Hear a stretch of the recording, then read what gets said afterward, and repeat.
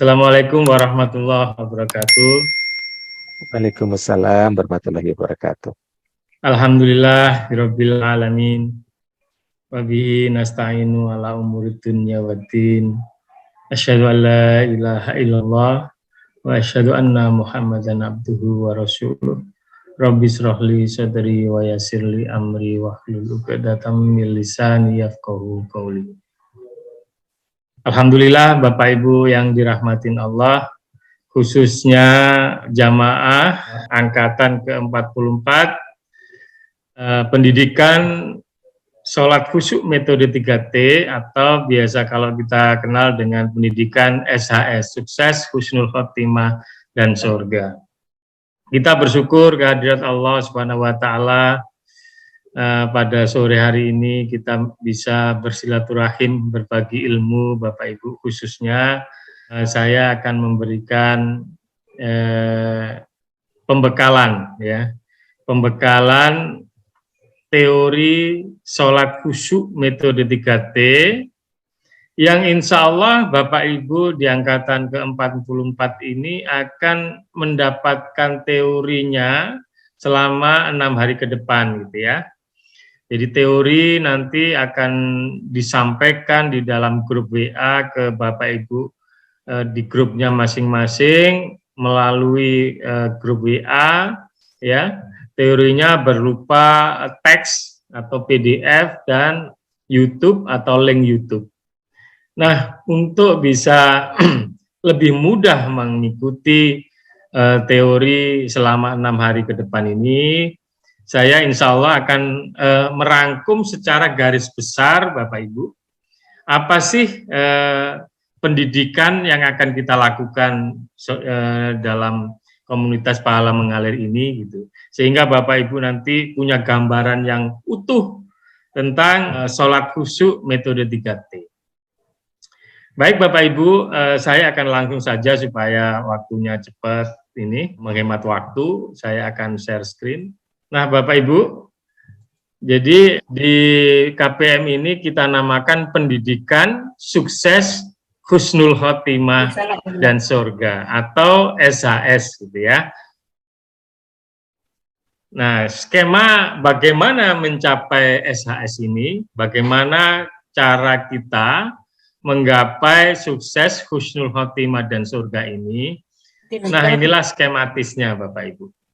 Yang pertama adalah doa, ya, doa yang selalu kita panjatkan kepada Allah Subhanahu Wa Taala, karena memang hanya Allah lah yang bisa memberikan itu semua, Bapak Ibu. Kita harus berdoa, ya, harus meminta gitu. Jadi jangan lupa yang pertama adalah doa. Yang kedua adalah melakukan atau mendirikan sholat dengan khusyuk gitu. Khusyuk yang seperti apa? Khusyuk dengan metode 3T, tumak ninah, tafakur, tadabbur. Nah, dengan sholat khusyuk ini Bapak Ibu, insya Allah akhlak kita akan terbangun menjadi akhlak yang mulia secara bertahap, ya, secara gradual, insya Allah pelan-pelan gitu, akhlak kita menjadi akhlak yang semakin baik, menjadi akhlak mulia. Dan dengan akhlak mulia inilah Bapak Ibu, insya Allah cita-cita kita, harapan kita untuk sukses hidup di dunia ini, di akhir hidup kita husnul khotimah, dan insya Allah nanti setelah akhir hayat kita di akhirat nanti kita akan masuk surga tanpa hisab. Ya, harapannya seperti itu Bapak Ibu. Dan ini kita minta kepada Allah dengan doa dan dengan sholat yang khusyuk dan perbaikan akhlak setiap saat gitu. Kenapa Bapak Ibu kok akhlak mulia ini yang bisa mendapatkan SHS ini gitu? Karena banyak sekali riwayat dan hadis bahkan ayat Al-Qur'an bahwa salah satu contoh karakter buruk, karakter yang hina ya, misalnya sombong gitu ya Bapak Ibu, tidak akan masuk surga gitu ya, jika di dalam hati kita ada sebesar zarah kesombongan itu. Nah, ini sombong Bapak Ibu, ya, yang merupakan akhlak hina. Oleh karena itu kita harus membentuk akhlak kita menjadi akhlak mulia ini. Akhlak mulia inilah persyaratan Bapak Ibu agar nanti kita akan mendapatkan kesuksesan, husnul khotimah dan surga. Nah, Bapak Ibu, inilah yang akan kita pelajari nanti di dalam KPM ini, ya, sholat khusyuk dan perbaikan akhlak. Nah, nanti Bapak Ibu, kalau Bapak Ibu nanti mengikuti pelajaran kita dengan absensi insya Allah mungkin minimal 60% ya, Bapak Ibu nanti berlanjut kepada teori tentang dan praktek tentang terapi Qurani. Ya, asal Bapak Ibu absennya minimal ya 60% gitu pelaporannya ya. Nah, terapi Qurani ini Bapak Ibu sangat-sangat bermanfaat dalam menjalani kehidupan kita. Karena Bapak Ibu di dalam kehidupan kita ini berbagai macam cobaan, gelombang kehidupan. Kadang-kadang kita bingung untuk menghadapi gelombang ujian ini gitu. Oleh karena itu terapi Qurani ini sangat efektif Bapak Ibu, ya, untuk untuk menghadapi segala macam gelombang kehidupan yang akan kita jalani nanti. Ini luar biasa Bapak Ibu. Oleh karena itu Bapak Ibu persiapkan untuk belajar sholat khusyuk ini. Mudah-mudahan Bapak Ibu istiqomah, rutin ya, dan absennya tidak kurang dari 60% gitu. Nah, insya Allah kita nanti akan berlanjut ke pelajaran terapi Qurani. Nah, berdoa, sholat khusyuk 3T dan akhlak mulia ini Bapak Ibu kita lakukan ya dengan sabar dan istiqomah sampai akhir hayat nanti. Karena sholat dilakukan juga setiap saat, sehari 5 kali minimal Bapak Ibu sampai akhir hayat gitu. Ya, oleh karena itu di pelajaran kita ini untuk mencapai SHS kita juga harus istiqomah, harus sabar sampai akhir hayat gitu. Nah, yang pertama tadi doa Bapak Ibu. Ini doanya yang tadi Pak Didi udah membacakan ya. Intinya adalah kita meminta kepada Allah. Ya Allah, bimbinglah kami agar memiliki kemampuan mendirikan sholat dengan khusyuk dan berakhlak mulia selama hidup kami.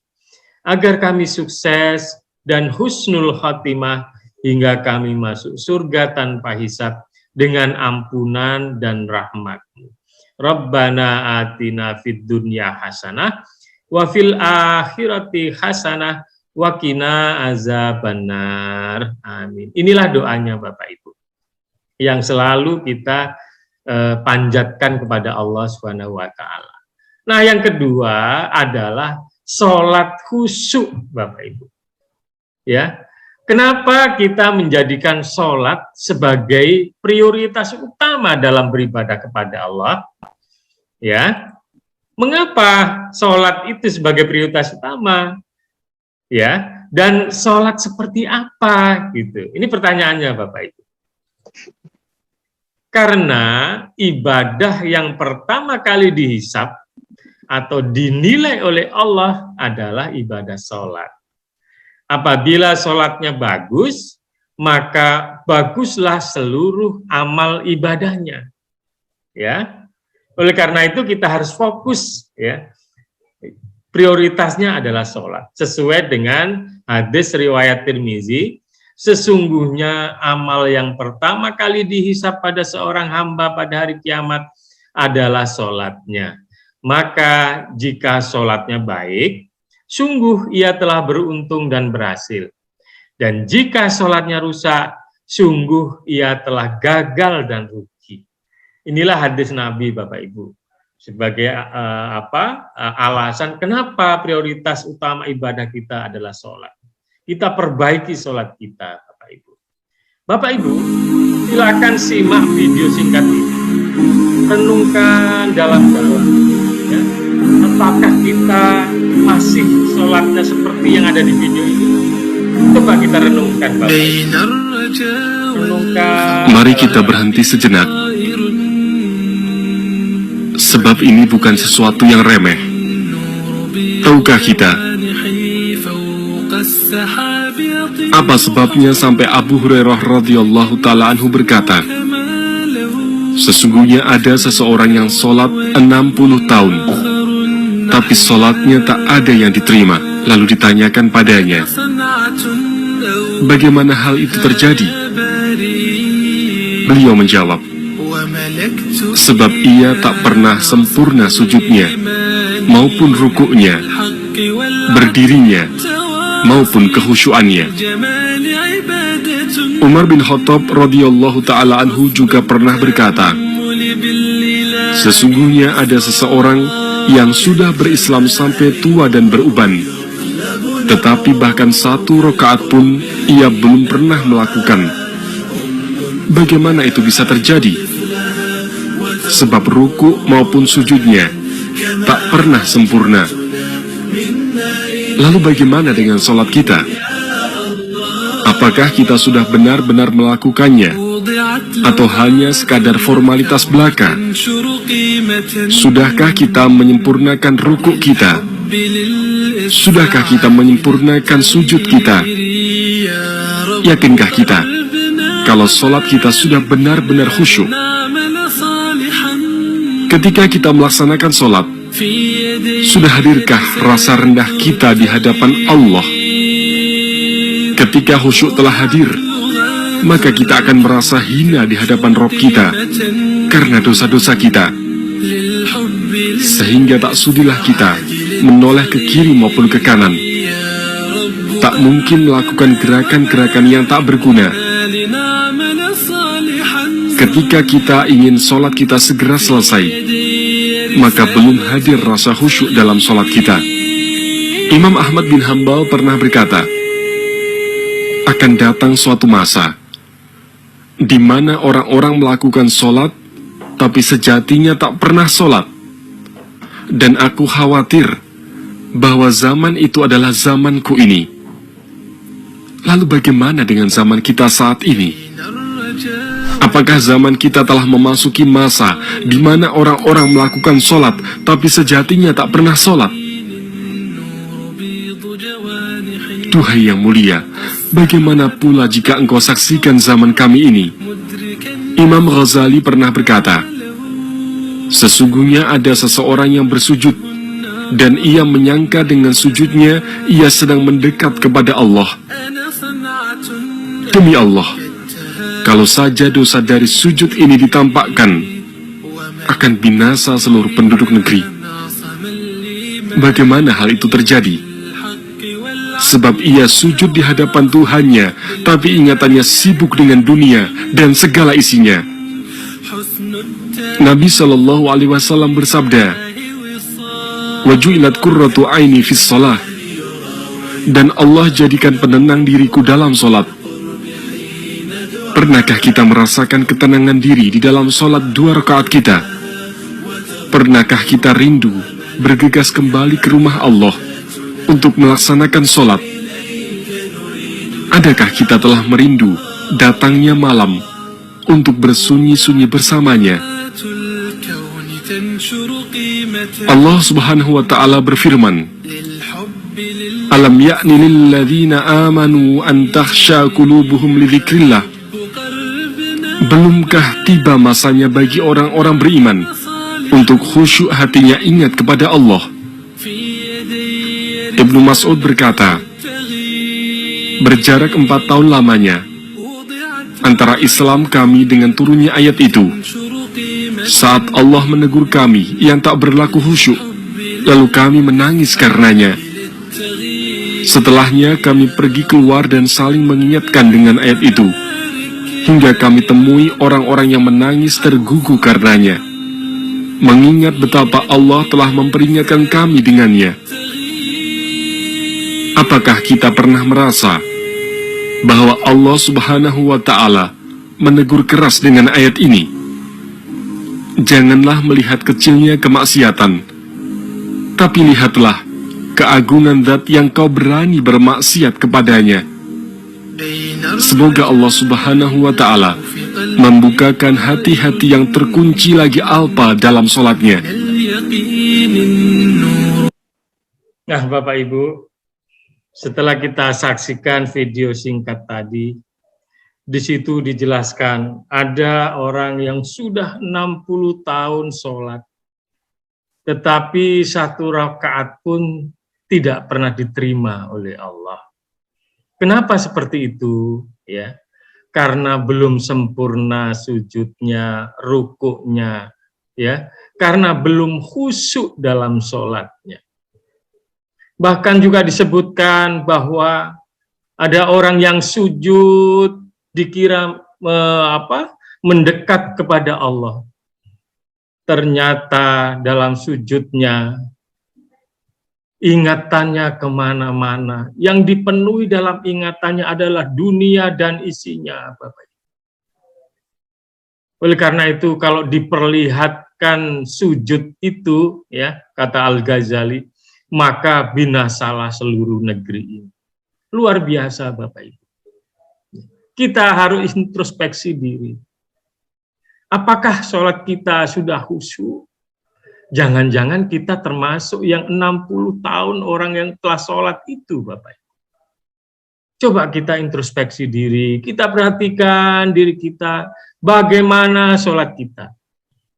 Ya, pertanyaannya adalah, mengapa harus sholat yang khusyuk?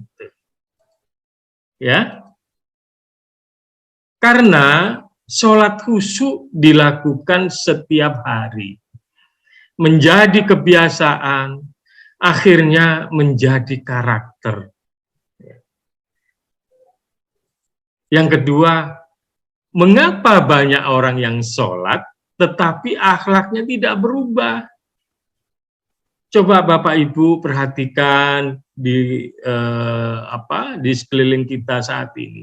Dan itu terjadi juga dalam diri saya, Bapak Ibu, sebelum belajar sholat khusyuk ini. Bagaimana sholat itu kita lakukan setiap hari, setiap saat, dari kecil. Tetapi sholat tidak merubah akhlak saya, Bapak Ibu. Sholat saya lakukan, berbohong tetap saja saya lakukan.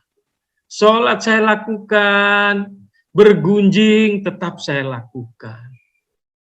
Sholat saya lakukan, tetapi kadang-kadang korupsi masih dilakukan.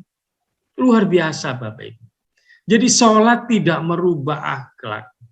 Ya, mengapa demikian, Bapak Ibu? Karena di dalam Al-Quran setidaknya ada 6 jenis sholat. Ya, yang pertama adalah sholat mabuk. Quran surat 4 ayat 43. Yang kedua, sholat munafik. Quran surat 4, 142. Yang ketiga, ada yang namanya sholat celaka. Quran 107 ayat 4 dan 5. Nanti kita akan bahas secara detail, Bapak Ibu.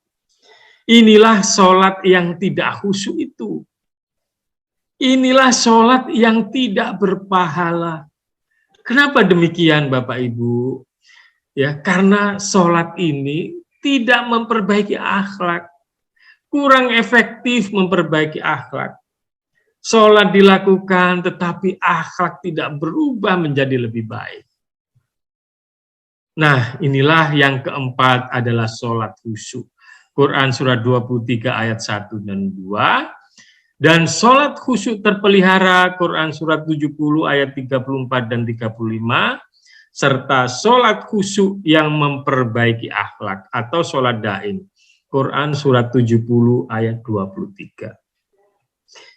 Sholat khusyuk inilah ya yang berpahala, Bapak Ibu, karena khusyuk. Dan sholat khusyuk inilah yang efektif memperbaiki akhlak. Ya. Jadi Bapak Ibu, oleh karena itu kita harus berubah.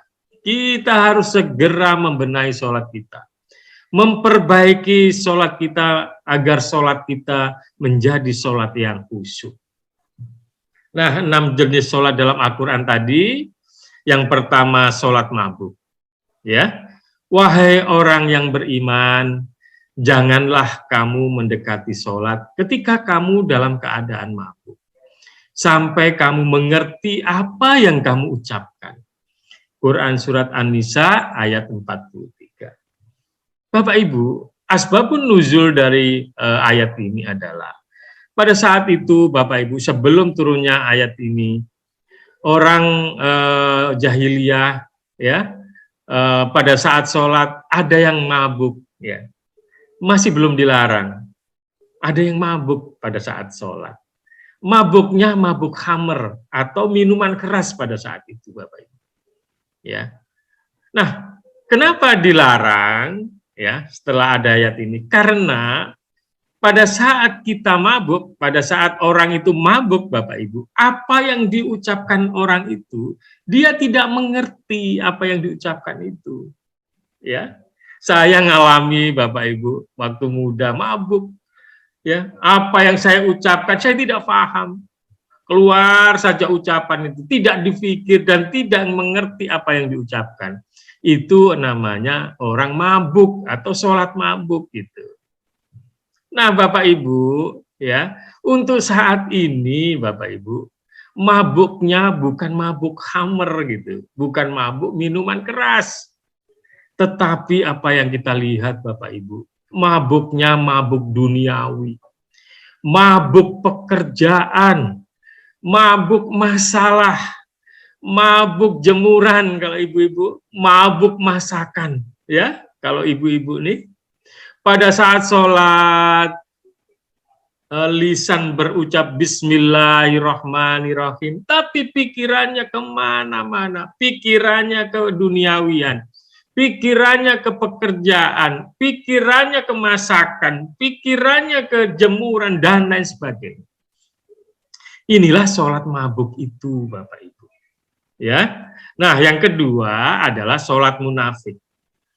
Sesungguhnya orang munafik itu hendak menipu Allah, tetapi Allah lah yang menipu mereka.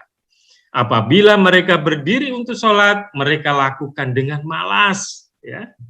Mereka bermaksud ria atau ingin dipuji di hadapan manusia, dan mereka tidak mengingat Allah kecuali sedikit sekali. Quran Surat An-Nisa ayat 142. Jadi Bapak Ibu, orang munafik itu sholat gitu. Munafik itu juga sholat Bapak Ibu. Tetapi yang membedakan antara orang munafik dan orang beriman adalah ciri-ciri orang munafik itu kalau sholat tuh malas-malesan, ya. Dia kalau ada orang, ada maunya gitu, ada bos gitu, sholatnya, wow, luar biasa. Kepingin dipuji, ria, ya. Dan pada saat sholat mengingat Allahnya itu sedikit sekali, ya. Misalnya ini, pada saat sholat Allahu Akbar takbiratul ihram, ingat Allah. Setelah itu baca Bismillahirrahmanirrahim. Pikirannya sudah kemana-mana Bapak Ibu. Sudah tidak mengingat Allah lagi. Ya, sedikit sekali mengingat Allah. Dan pada saat sholat itu malas rasanya. Kayaknya terpaksa saja. Kalau sholat itu mungkin tidak wajib, mungkin tidak sholat.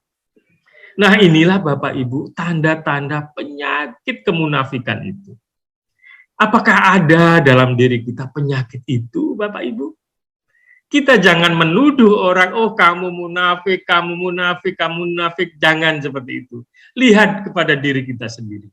Apakah ada ya penyakit kemunafikan dalam diri kita? Apakah ada rasa malas pada saat kita sholat? Apakah kalau sholat kita mengingat Allahnya sedikit? Nah, inilah tanda-tanda kemunafikan itu. Segera bertobat dan segera benahi sholat kita, Bapak Ibu. Yang ketiga adalah sholat celaka. Maka celakalah orang-orang yang sholat, yaitu orang-orang yang lalai terhadap sholatnya. Quran Surat Al-Ma'un ayat 4 dan 5. Ya, celakalah orang yang sholat. Siapa? Orang-orang yang lalai terhadap sholatnya. Sholat dilakukan, tetapi akhlak tidak berubah, Bapak Ibu. Sholat dilakukan, bergunjing tetap dilakukan, berbohong tetap dilakukan, dan lain sebagainya, Bapak Ibu. tidak merubah akhlak. Inilah sholat celaka, Bapak Ibu. Yang keempat, inilah sholat khusyuk itu. Sungguh beruntung orang-orang yang beriman, yaitu orang-orang yang khusyuk dalam sholatnya. Quran Surat Al-Ma'un ayat 1 dan 2. Jadi orang beriman itu beruntung. Ya, untungnya seperti apa? Gitu. Yaitu sholatnya khusyuk. Nah, sholat khusyuk inilah orang-orang yang beriman yang beruntung itu. Beruntung artinya berpahala, Bapak Ibu. Ya, jadi yang berpahala itu adalah sholat yang khusyuk gitu. Yang kelima, sholat khusyuk terpelihara. Dan orang-orang yang memelihara sholatnya, mereka itu dimuliakan di dalam surga. Quran Surat Al-Ma'arij ayat 34 dan 30. Jadi dia melakukan sholat dengan khusyuk setiap saat. Setiap sholat dia melakukan kekhusyuan dalam sholatnya. Dan sholat khusyuknya ini dipelihara sampai akhir hayatnya. Inilah orang-orang yang dimuliakan Allah, Bapak Ibu. Inilah orang-orang yang dijamin masuk surga itu. Mudah-mudahan kita akan meneladani ini. Kita akan menuju ke sana dan belajar bersama-sama di sini, Bapak Ibu. Yang keenam adalah sholat daim. Mereka yang tetap setia melaksanakan sholatnya.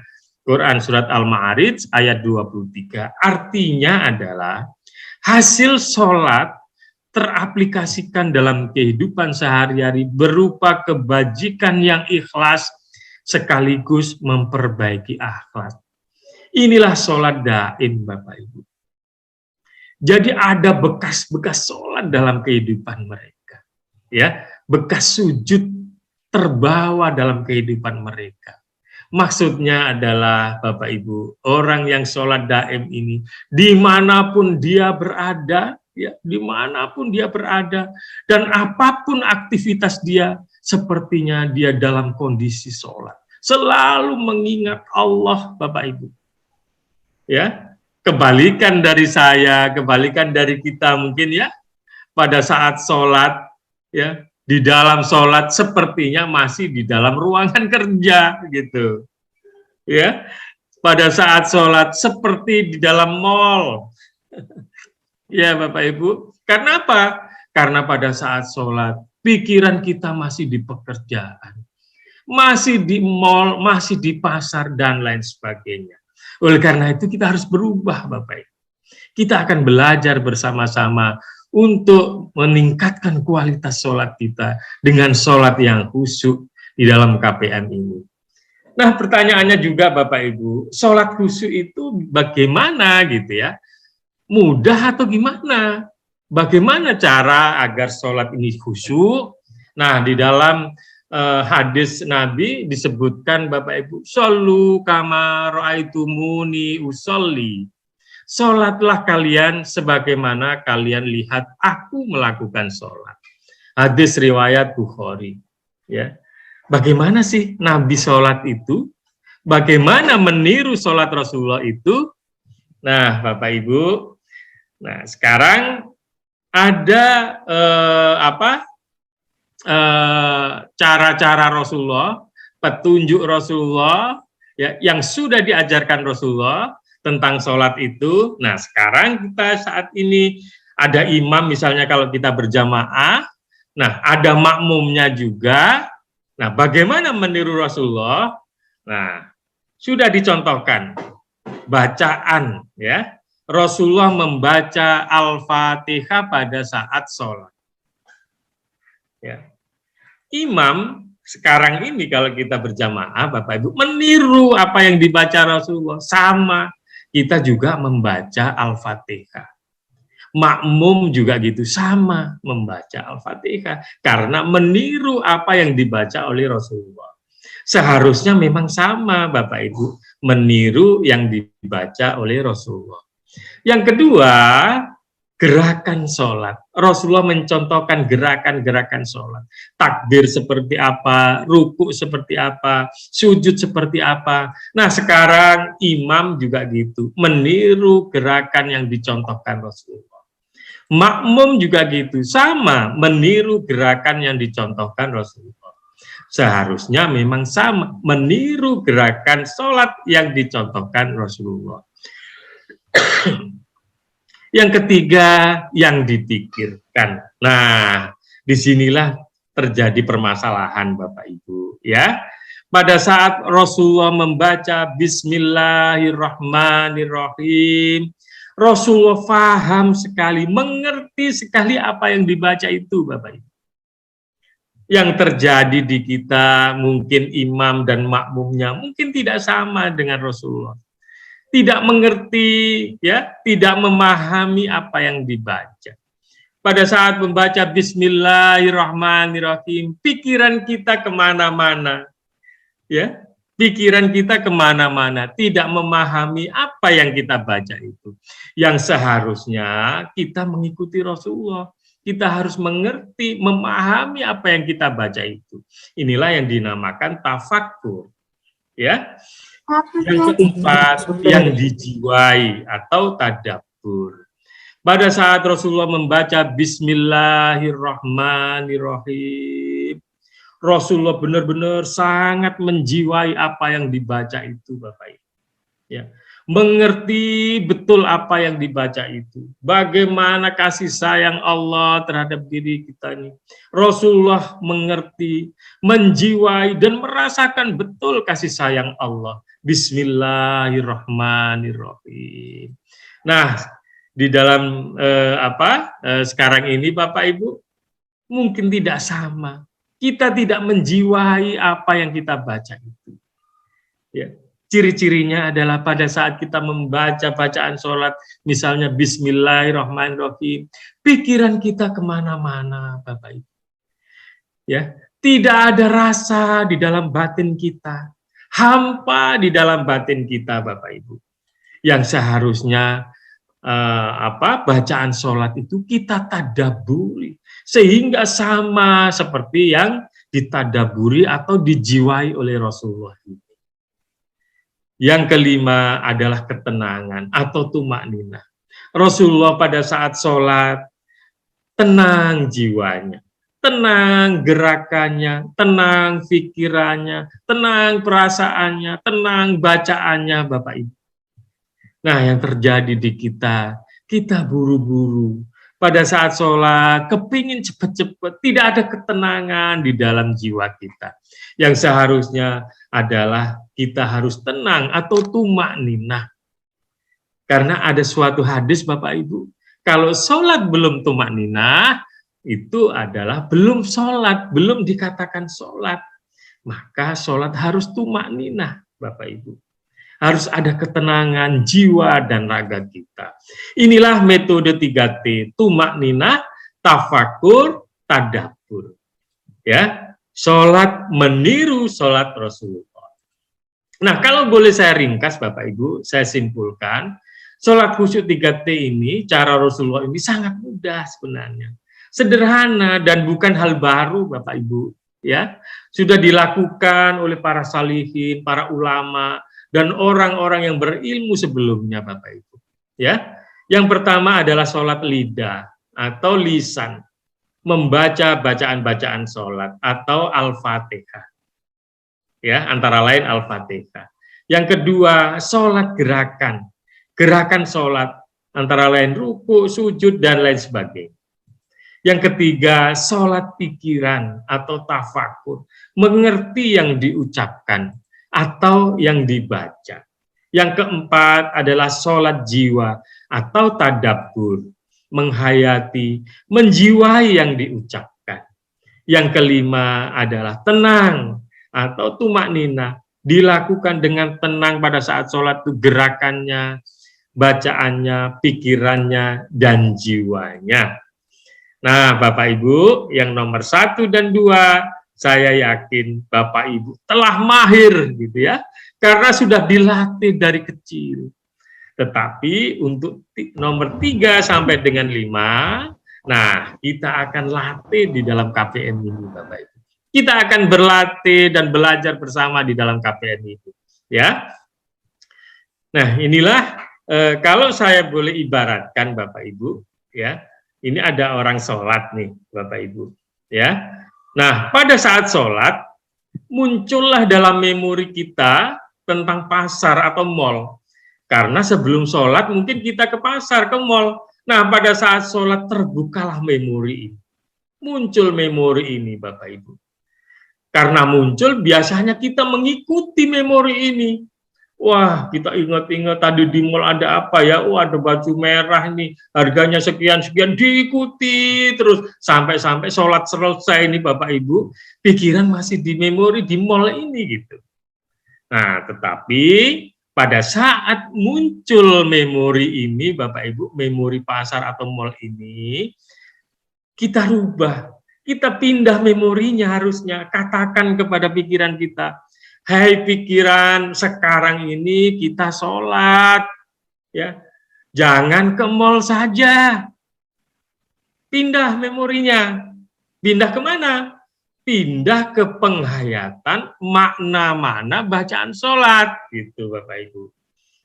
Harus kita pindah segera Bapak Ibu. Tetapi apa boleh buat Bapak Ibu, memori tentang makna-makna ini kok belum ada di dalam pikiran kita. Sehingga pindah lagi ke mall, pindah lagi ke dunia yang lain Bapak Ibu. Oleh karena itu, untuk memindahkan memori ini harus dibuat dulu Bapak Ibu. Memorinya, memori tentang penghayatan makna-makna bacaan sholat. Nah, kita buat dengan cara sasmi, 1 ayat, 1 minggu. Kita buat, kita latih berulang-ulang Bapak Ibu dengan menggunakan audio. Semua latihan ini dilakukan di luar sholat Bapak Ibu. Dan insya Allah setelah terbentuk memori, kita latih dengan baik ya. Insya Allah nanti pada saat sholat Bapak Ibu, ya, pada saat muncul memori-memori keduniawian, kita bisa langsung pindah menjadi penghayatan makna-makna bacaan sholat, Bapak Ibu. Nah, di dalam pendidikan KPM ini, Bapak Ibu, ada 2 tahap, gitu ya. Yang pertama adalah pendidikan teori sholat khusyuk 3T dan sasmi. Yang Bapak Ibu lakukan mulai malam ini sampai 6 hari ke depan, insya Allah Bapak Ibu akan diberikan teori tentang sholat khusyuk 3T dan sasmi. 1 ayat, 1 minggu. Selanjutnya, Bapak Ibu akan dibimbing untuk berlatih, menghayati makna-makna bacaan sholat. Kurang lebih 11 pekan, Bapak Ibu. Agar benar-benar makna-makna bacaan sholat itu melekat dalam pikiran kita, dalam memori kita. Ya. Nah, pembelajaran nomor 1 dan 2 ini, Bapak Ibu, adalah satu kesatuan. Tidak boleh berhenti di tengah jalan. Misalnya nih, kalau Bapak Ibu ngikutin teori saja, saya jamin Bapak Ibu tidak akan bisa khusyuk dalam sholat. Kenapa demikian? Karena khusyuk ini seperti ya, kalau saya boleh ibaratkan, seperti orang berenang Bapak Ibu. Berenang itu, belajar berenang itu, kalau kita belajar di kelas saja tentang teori berenang, mungkin kita bisa dapat 100.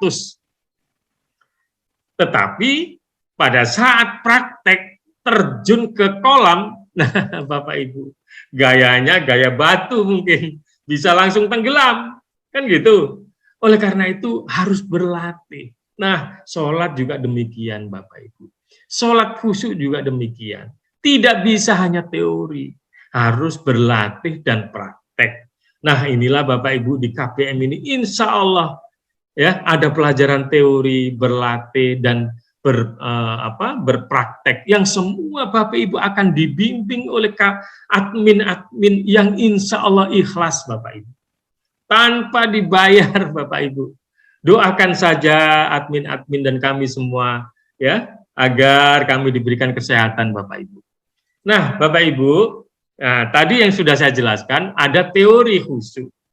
Teori bisa dihafalkan, diterjemahkan, ditafsirkan, didiskusikan, bisa diajarkan. Diperkirakan hasil atau manfaat kekhusyukan nanti hanya 10%. Seperti Bapak Ibu 6 hari ke depan ini. Tapi ada goalnya Bapak Ibu. Ya, 6 hari ke depan ini, insya Allah Bapak Ibu akan memahami makna khusyuk yang sebenarnya. Bapak Ibu akan memahami posisi dan kondisi sholat kita. Ya, Bapak Ibu akan merasakan, oh iya ya, ternyata selama ini sholat saya hanya sholat mabuk. Ternyata saya hanya sholat munafik. Nah, yang paling penting adalah tahu posisi kita, Bapak Ibu, supaya kita bisa memperbaiki diri. Yang selama ini kita menganggap sholat kita udah hebat saja, Bapak Ibu. Ya, oleh karena itu saya bangga, saya bersyukur Bapak Ibu mau belajar lagi tentang sholat khusyuk ini. Yang ketiga, Bapak Ibu akan memahami bagaimana mencapai khusyuk dan pentingnya berlatih sasmi. Insya Allah selama 6 hari ke depan nanti Bapak Ibu akan memahami. Yang kedua adalah berlatih khusyuk. Ya, ada teori. Nah, sekarang ada berlatih. Dilatih, diulang-ulang setiap hari dalam waktu tertentu atau sasmi. Bacaan-bacaan sholat, terutama Al-Fatihah itu, kita latih Bapak Ibu. Kita latih penghayatan maknanya di dalam sasmi ini. Insya Allah sholat kita akan meningkat kekhusyuannya menjadi 30%. Ya, berlatihnya di luar sholat Bapak Ibu. Nah, selanjutnya adalah praktek khusyuk itu sendiri dalam kehidupan sehari-hari. Diterapkan dalam sholat dan di kehidupan sehari-hari. Ada hambatan, rintangan, tantangan, cobaan, ujian, kita tetap istiqomah hingga akhir hayat. Dan insya Allah Bapak Ibu, diperkirakan manfaatnya kurang lebih 60% Bapak Ibu. Ya, nah praktek inilah yang paling penting. Hasil berlatih sasmi dipraktekkan dalam sholat. Berusaha menghayati seluruh bacaan sholat. Insya Allah akhlak kita akan berubah Bapak Ibu. Nah Bapak Ibu, sekarang kita boleh merenungkan ke dalam diri kita. Ya, saat ini kalau kita sholat tuh motivasinya apa sih? Ya, saat ini motivasi sholat kita, kalau boleh diperinci Bapak Ibu, ada motivasi ketakutan, ada motivasi kebiasaan, ada niat sholat itu hanya untuk keperluan. Ada motivasi atau niat hanya untuk kemanfaatan. Ya, penyebabnya apa sih? Ya, kalau ketakutan, Bapak Ibu, sholat itu kita lakukan karena takut dosa, karena takut siksa Allah. Karena sholat itu wajib, ya, kalau tidak sholat dosa dan disiksa oleh Allah. Jadi kita sholat apa adanya Bapak Ibu. Yang penting sholat, asal tidak dosa, atas tidak disiksa oleh Allah. Dalam pikiran kita seperti itu. Sholat hanya menggugurkan kewajiban saja. Sholat hanya kebiasaan dari kecil karena kita keluarga dilahirkan di keluarga Islam, ya, diajarin sholat dari kecil. Nah, kebiasaan itu saja. Jika tidak dilakukan, ada sesuatu yang aneh sepertinya. Karena kebiasaan saja. Ada juga sholat karena keperluan, minta sesuatu kepada Allah. Ya, pada saat kita menghadapi problem kehidupan, tidak ada yang membantu, kita menjerit, mendekat kepada Allah dengan sholat. Bahkan setiap malam sholat tahajud Bapak Ibu. Hanya kepingin sekali keluar dari masalah itu, minta kepada Allah. Tetapi apa yang terjadi kalau motivasinya seperti ini Bapak Ibu? Pada saat masalahnya udah selesai, sholatnya kembali seperti semula, males-malesan lagi gitu. Dan ada juga yang sholat yang dituju hanya manfaatnya saja. Misalnya kesehatan, ketenangan, dan lain sebagainya. Nah, kondisi ini Bapak Ibu menyebabkan sholat kita asal-asalan, hanya gerakan dan bacaan saja, tidak memperhatikan kekhusyuannya. Merasa berat dan sholat dianggap beban Bapak Ibu. Seandainya sholat itu tidak wajib, mungkin kita tidak akan pernah sholat mungkin. Ya, tidak ada perubahan perbaikan kualitas sholat, tidak memperbaiki akhlak, dan kurang memberikan manfaat kesehatan fisik dan jiwa kita. Oleh karena itu, Bapak Ibu, setelah belajar 3T nanti, kita akan berharap, kita akan hijrah, Bapak Ibu. Motivasi kita akan hijrah, berubah dari ketakutan, dari kebiasaan, dari keperluan, dari kemanfaatan menjadi motivasi kemuliaan, Bapak Ibu. Ya, apa itu kemuliaan? Ya, Bapak Ibu, Rasulullah, Bapak Ibu, sholatnya luar biasa. Ya, sholatnya kakinya sampai bengkak-bengkak setiap malam, tidak pernah lepas dari sholat tahajud, Bapak Ibu. Padahal Rasulullah dijamin masuk surga, Bapak Ibu. Siti Aisyah bertanya kepada Rasulullah, ya Rasulullah, Engkau adalah hamba yang udah dijamin oleh Allah masuk surga. Tetapi ya Rasulullah, Engkau sholat, Engkau luar biasa. Sehingga sholat Engkau sampai kaki Engkau bengkak-bengkak ya Rasulullah, luar biasa. Heran Rasulullah bertanya heran Siti Aisyah, ya bertanya kepada Rasulullah. Apa jawab Rasulullah, Bapak Ibu? Ya, hai Aisyah, tidakkah pantas aku menjadi hamba yang bersyukur? Luar biasa, Bapak Ibu. Motivasinya adalah kesadaran, keinsyafan, dan keyakinan. Karena benar-benar sadar Allah telah memberikan nikmat yang luar biasa kepada diri kita, Bapak Ibu. Sejak dalam kandungan, kita diurus oleh Allah. Hingga saat ini, Bapak Ibu. Ya, sepatutnya kita bersyukur dengan melakukan sholat dengan khusyuk ini, Bapak Ibu. Kalau ini udah dilakukan, motivasi ini yang dilakukan, Bapak Ibu, akan tumbuh kesadaran, keinsyafan, keyakinan. Maka sholat akan dilakukan dengan khusyuk, dengan metode 3T. Dilakukan dengan rasa syukur yang mendalam. Selalu memperbaiki kualitas sholat dan ibadah-ibadah yang lain. Selalu memperbaiki akhlak dan karakter menuju akhlak mulia. Kesehatan rohani dan jasmani insya Allah bertambah, Bapak Ibu. Dan insya Allah kita akan menikmati sholat kita sebagai hiburan terindah, Bapak Ibu. Jadi Rasulullah ini, Bapak Ibu, hiburannya adalah sholat itu. Kalau kita hiburannya mungkin TV gitu ya, ke mall dan lain sebagainya. Bahkan sholat ini menjadi beban gitu. Nah insya Allah Bapak Ibu, kita akan hijrah. Kita akan berubah. Dan nantinya kita akan menikmati sholat ini sebagai hiburan terindah. Sangat indah, mengagungkan, memuja Allah dalam sholat ini. Berdialog dengan Allah, begitu indahnya Bapak Ibu. Nah kita akan menuju ke sana, kita akan belajar bersama Bapak Ibu. Dan insya Allah kalau ini kita lakukan Bapak Ibu, sholat dengan khusyuk, insya Allah kesuksesan akan kita raih Bapak Ibu. Nah nanti Bapak Ibu akan berlatih sasmi sholat khusyuk setelah teori 6 hari ke depan ini. Manfaatnya Bapak Ibu, kekhusyuan dalam sholat kita akan meningkat, merasakan ketenangan pikiran dan jiwa, kesehatan lahir dan batin kita rasakan, kesadaran, keinsafan, dan keyakinan kita akan meningkat. Kita akan mendapat solusi atas berbagai permasalahan hidup dengan pertolongan Allah, Bapak Ibu. Intuisi, inspirasi akan lebih mudah kita peroleh. Penyakit-penyakit hati atau rohani semakin berkurang. Kondisi kehidupan kita insya Allah akan lebih baik, Bapak Ibu. Dan ini udah terbukti dan udah dibuktikan oleh ribuan jamaah kita, Bapak Ibu. Dan yang paling penting adalah membentuk akhlak mulia. Akhlak mulia secara bertahap akan terbangun dengan bimbingan Allah. Nah, pertanyaannya Bapak Ibu, akhlak mulia seperti apa? Gitu ya. Inilah Bapak Ibu akhlak mulia itu Pak Kiai Lukman Hakim telah merumuskan dalam selembar kertas ya, bagaimana akhlak mulia itu.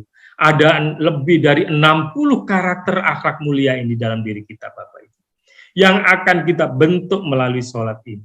Ada yang namanya kasih sayang, rendah hati, jujur, berkorban, amanah, tanggung jawab, dan lain-lain Bapak Ibu. Ada 60 lebih karakter mulia yang akan kita bentuk dalam sholat ini. Mudah-mudahan dengan karakter mulia ini Bapak Ibu, kita akan mendapatkan kesuksesan.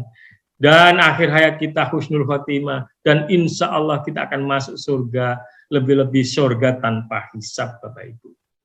Inilah pengantar dari saya, Bapak Ibu. Mudah-mudahan bisa dipahami dan insya Allah akan mempermudah Bapak Ibu untuk menerima materi-materi selama 6 hari ke depan.